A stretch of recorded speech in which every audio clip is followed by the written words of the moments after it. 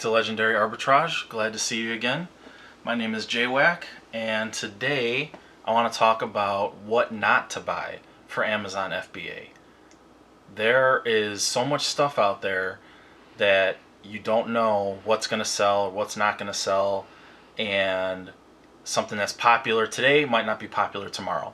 So I want to give you some tips about what not to buy, and also some tips on maybe what to use caution when you're thinking about buying it or when you do buy it.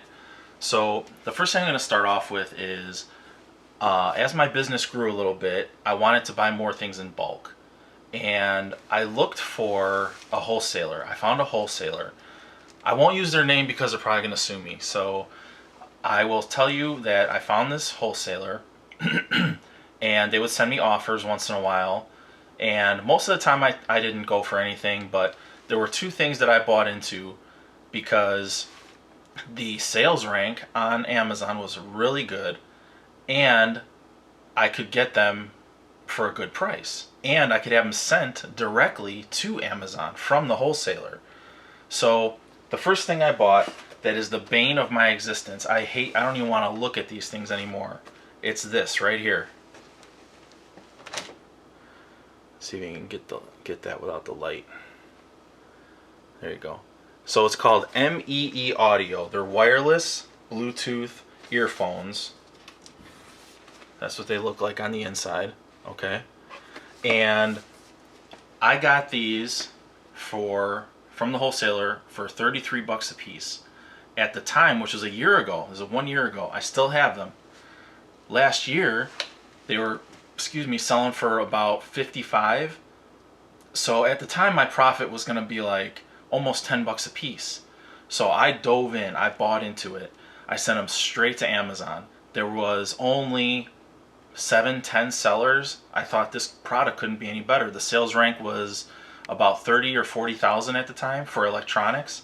I mean, I'm thinking these things are going to be gone in less than a month. So I send them in, and they're not selling. And I keep lowering my price a little bit because I have some room, and it's still not selling. And it's not that I wasn't the lowest price. I was. They're just not selling. And it was super weird because the sales rank was there. I mean, everything added up. So eventually I was gonna have, and now we've gone right past Q4. I didn't sell a single one. Then I'm getting into the next year, and I've lowered my price even more. It's still not selling. Now I've gotten to the point where I'm gonna have to start paying storage fees. So it's killing this one product was killing my inventory score. So then I lowered my price to $20. 20. Still sold zero.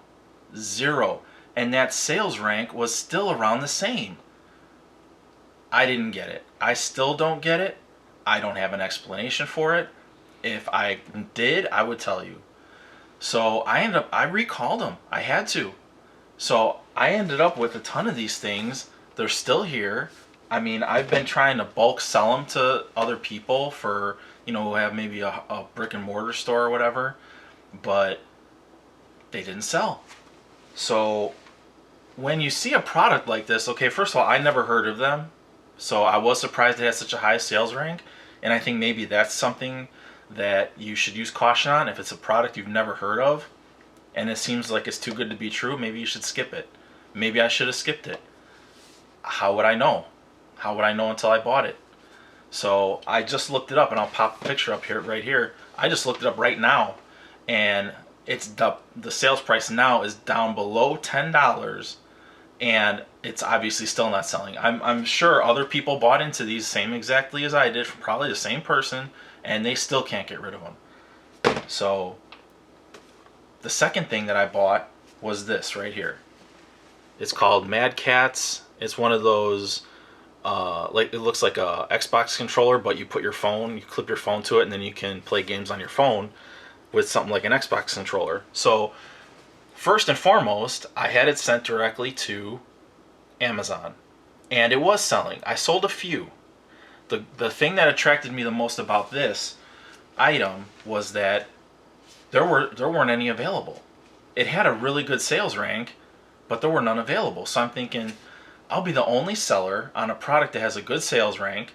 So I bought a bunch of them again and sent them all in. And I did sell a few and I did make some money. And I did make my money back.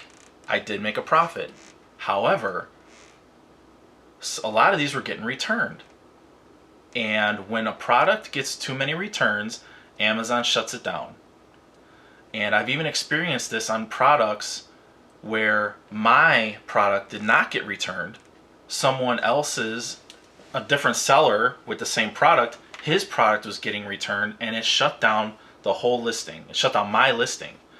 So I just went back in there, and they give you the option to reactivate it. I just went in there and reactivated it because none of mine got returned. Mine were fine. So that's something you have to keep in mind. If something has a high level of returns, they'll shut down the listing. And you could relist it, but then they'll shut it. They could shut it down again if you keep getting things sent back. I had made an error with a product that had two different items had the same UPC code. It was the same line. It was Minecraft. But the toys were similar, but not exactly the same. And they had the same UPC code. And I didn't look close enough, and I couldn't tell one from the other. So when I sent them in, they were getting returned because people were claiming they were getting the wrong ones. So Amazon was cool. They worked with me. They sent them back to me. I fixed it, sent them back.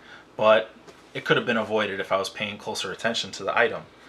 So this, as you can see, look how they sent it to Amazon. It's got a 50% off sticker here. It's got a price tag back here. So, and some of these boxes were smashed up. So that's the other thing. When you order from a wholesaler, maybe it'd be a good idea to have it sent to your house so you can inspect it. If I had seen this, I would have sat there and I would have had to have taken them all off. I mean, a price tag. You don't send stuff to Amazon with price tags on it. So, you know, that could be a reason why a lot of them got returned, because I was selling them for more than this. So, you know, that's something else you have to keep in mind too. You don't know what it looks like when it's being sent to Amazon, and that's your name and your business on that product. So quality control, you know, quality control. You have to make sure that these things are actually brand new, which obviously they are, but it's apparently a low quality product. And I mean, some of these had, and some of them, I don't have any left here, but they had foreign price tags on it. They weren't even US price tags. So, you know, you got to use caution when you're buying from a wholesaler that you don't know and you don't know what the product looks like. The product that I bought was from liquidation.com. And there was a time when liquidation.com was really just that. It was items from stores that were closing, and it was items being liquidated, and you were getting legitimate good stuff. And today, it's a lot of garbage, and it's just hardly worth the effort to try to find anything on that site anymore. Excuse me. So, but I did buy a product. They were some sort of 3D glasses that had a battery to it or whatever. And they were called like XPS or something like that. I'll try to find a picture and pop one up here for you. So I bought those. I bought 100 of them, and they ended up being like $1 a piece. And I was selling them. I sold them. I forget what I sold them for, but I was making $3 or $4 a piece on them. And that was a product that was of low quality, and there was a lot of returns on those. And Amazon shut down the listing for high volume of returns. So those are all things you have to take into consideration when you're buying bulk items from anywhere. Liquidation.com, a wholesaler. You have to take quality control. You have to take into account the high volume of returns if there are any. And you have to make sure that the product is going to sell. And sometimes in this business, you take a chance. And I took a chance, and they don't all work out. So the other thing that you want to be careful about buying are brand new items. For example, when a product first comes out, there was a product, it was an Etch-a-Sketch, and it was like a NASA version, and I saw it at Walmart, and they were 20 bucks at Walmart, and I scanned it and it was selling for like 40 or 50 bucks on Amazon. And I thought about buying it for a second, but I I went back to my past experience, and if you buy a product that is brand new on the shelf, yeah, that price is going to be high on Amazon for a minute, because once everyone realizes that, oh, I can get it at Walmart for 20 bucks, guess what happens to that price? Shoo, it goes right down the crapper. And now you're stuck with these things, and that's it. You lost money. So be very cautious about buying things that are readily available at any store, at Walmart, Target, wherever you go, because people are going to realize that they can go pick it up there or even get it on their website. They can get it from the Target or Walmart website. People aren't stupid. They shop around. They shop around on Amazon, and when they see something on Amazon, they check Walmart website, and then they check the Target website, and then they check other websites. So people, especially today, they have the time to search online before they buy a product. So keep that in mind when you're thinking about buying a product that you can still find. Here's an example right here. I'll even pop up a picture from the Amazon seller app. So this right here is readily available at Target. Okay, and I bought it just to show you the example. This thing is 30 bucks at Walmart, or I'm sorry, this thing is 30 bucks at Target. It is selling for about 50 bucks, and you can see it here. And so there's like a $12, $15 profit on it. But yeah, that's for now. When everyone finds out that they can get this from Target, it's going to go right back down. Here's another one. Now this could be a little different. This product right here is probably not going to be available all year. Okay, it's probably going to sell out around Christmas time. So when this product is no longer available, the price could go up if that's a chance you want to take. If you want to buy these and hold on to them. I scanned this. This was 30 bucks at Target as well. And it's selling for about 60. And the profit is about 12 to 15 bucks on that. So again, maybe you'll sell a few, but eventually the customer is going to catch up or catch on, and you're not going to sell anymore. And then you're going to be stuck with them. And they're going to be sitting at Amazon, and Amazon's going to be lowering your inventory score because your stuff isn't selling. So be very cautious about buying things that are brand new at Walmart for full price, especially for full price. If you can get it on clearance, get it on clearance. But if it's full price, forget it. Think about it, at least. A product that I did buy into was the Robbie the Robot. It was like this big, and it was 20 bucks, only available at Walmart, and it says right on there, Walmart exclusive or only available at Walmart or whatever it says.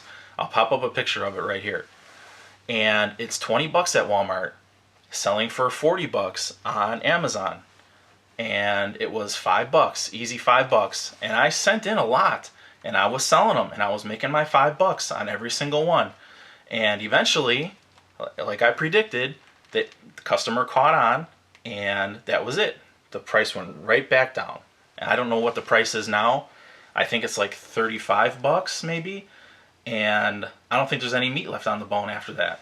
So, again, you got to be cautious. When the COVID-19 was kind of at its peak, Monopoly, the board game Monopoly, the classic, regular, everyday Monopoly board game, was $15.88 at Walmart, so like 16 bucks. It was selling for upwards of 40 bucks on Amazon and selling fast. And I jumped on it. Every time I saw them, I probably sent in 100 of these Monopoly games to Amazon, and they were gone overnight. And I kept sending them in, and then at one point when I realized that the sales were slowing down, I cut it. I stopped sending them in. I lowered my price a little bit more just to get rid of the last few I had, and just as predicted, the price went right back down, and it's like at 15 bucks on Amazon right now. So if if you pay really close attention and you want to ride that wave, you can try it, and you could get screwed. You could get screwed. So you have to be cautious when you're buying things that are full price anywhere. When it's full price, just use your head and don't invest too much into it right from the beginning. Buy a couple, send them in, see what happens. But if you're gonna ride that wave, you got to do it fast, really fast. So that's what I would say. That's my advice on what not to buy. So I'm not saying don't buy from wholesalers. If you have a good wholesaler and you have a good relationship with them, buy from them. But in the beginning, I would say you need to inspect those items and check them to make sure you do not want things going in to Amazon with price tags on it, okay? Believe me. And check the sales. Make sure things are actually really selling. And check the reviews. If it has bad reviews, stay away from it, because then there's a high amount of returns and the listing is going to get shut down. And be cautious of buying stuff that's full price. Those are the two biggest things that I can tell you about what not to sell on Amazon. So thanks for watching. Make sure to like and subscribe, and I'll see you next time.